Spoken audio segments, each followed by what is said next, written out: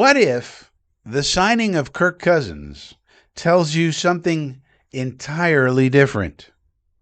What do you mean, Frankie? Well, one day, just one day, after they attended the pro day of Mr.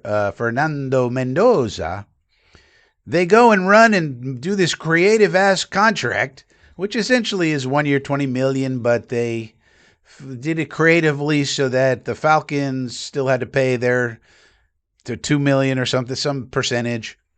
And so they get him for a little bit less, and it was creative, but it's essentially 20 or so million that he's going to make.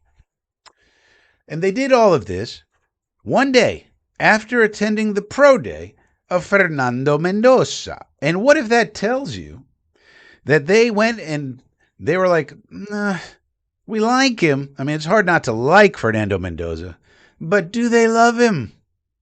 Are they 100% sure that he's that guy?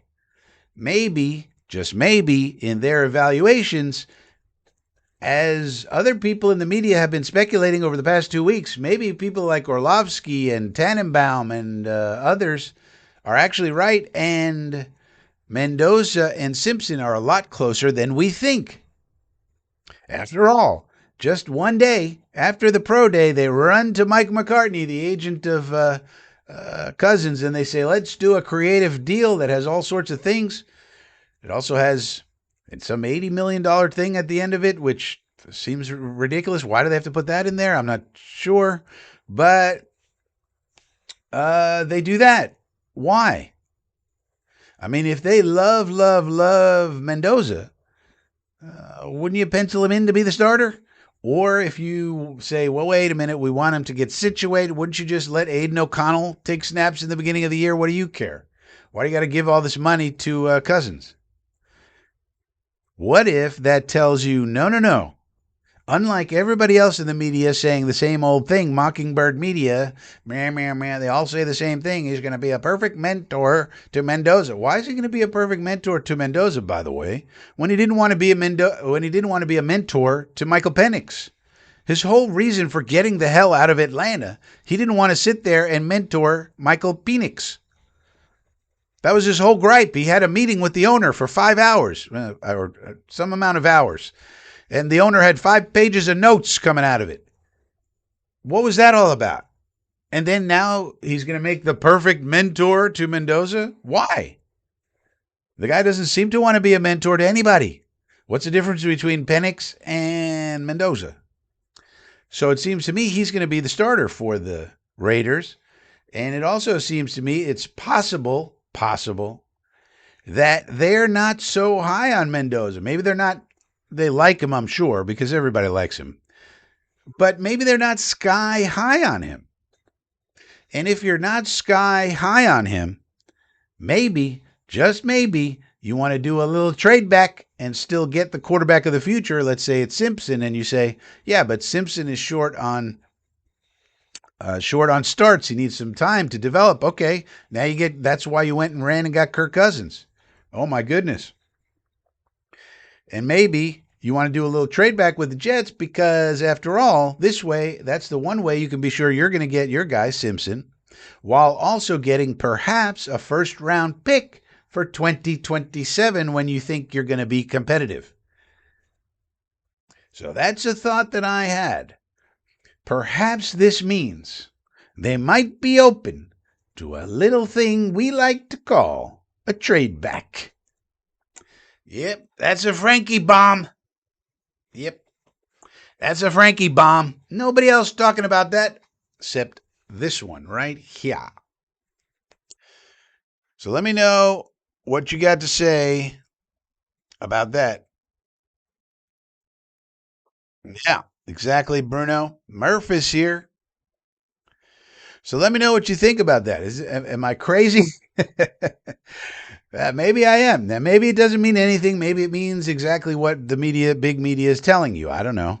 I mean, I don't have any sources on this, just to be clear. But it does seem weird to me. One day, they didn't seem to be too interested in Kirk Cousins all this time. They knew they had the first pick all this time. They could have signed Kirk Cousins at any point since free agency started, since he got released. and they wait till now. Why? Why would they do that?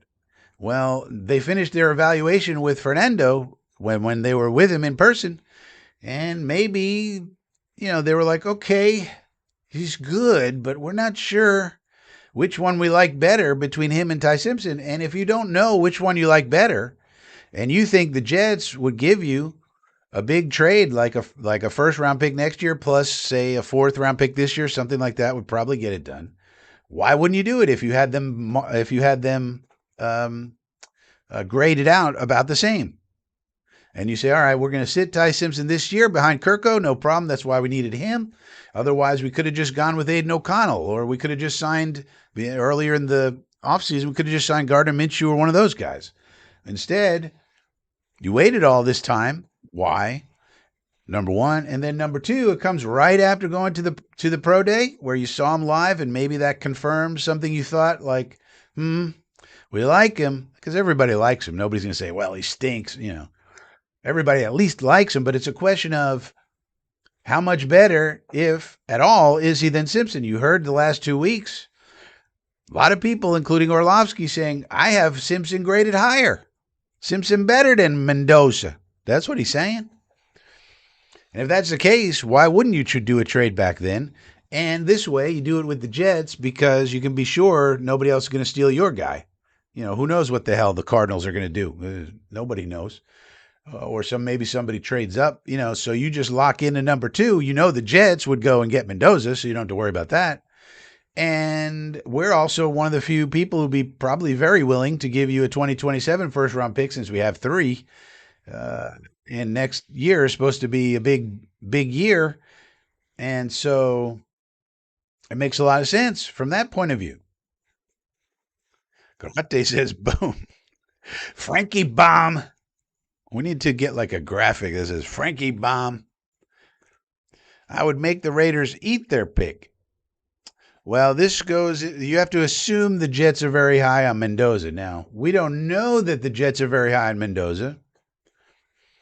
But this theory, of course, would assume that they, like a lot of people, have Mendoza as QB1 in this draft, and that they want to grab him, if only to, even if he sits this whole year, Mendoza. Because don't forget, the Raiders now, that's everybody saying what a great plan. And it would be funny as hell. Because everybody's saying, what a great plan this is by the Raiders. Because, Tom Brady's they're involved there, so they're not allowed to say anything bad about Tom Brady. You're not allowed to say anything bad about the GOAT. He will get his people after your ass. But, they're saying, what a great plan. They're going to sit Mendoza. This is what an amazing plan. Nobody ever thought of this. Sitting a guy. It's never been done before. Of course, it's been done many times before. And also been done the other way. And it's worked or not worked. There's no one set way to do it. And they're saying, what a great plan, though. And so what if we trade and then we have the same plan? What would they be saying about the Jets? They would say, what a bunch of dummies. The Jets have no idea what they're doing. They're going to sit Mendoza? That's crazy. Meanwhile, just a month ago, they were saying, hey, what? The Raiders, what a great plan. Yeah, Tom Brady, he's got it all figured out. That would be fun.